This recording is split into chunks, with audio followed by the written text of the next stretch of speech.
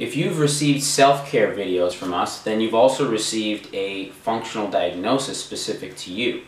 What you really need to understand is the difference between a functional diagnosis and a medical diagnosis or a structural diagnosis. If we take back pain, for example, or neck pain, we can have a structural diagnosis of cervical radiculopathy or a C4, C5 or an L4, L5 disc bulge herniation. Okay, so that tells us the anatomy that's affected.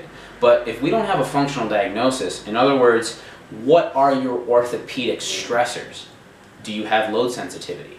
Do you have a positional sensitivity? Do you have nerve tension sensitivity?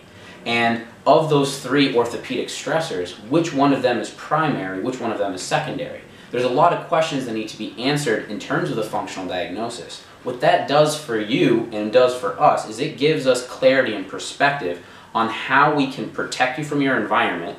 Let's say your positional sensitivity is flexion sensitivity, right?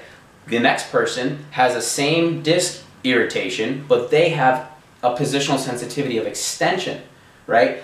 The way we're going to set up that person's environment is going to be completely different than the way we set up the person with flexion sensitive back pain. So we really need to appreciate and equally honor the functional diagnosis just as we do the medical diagnosis.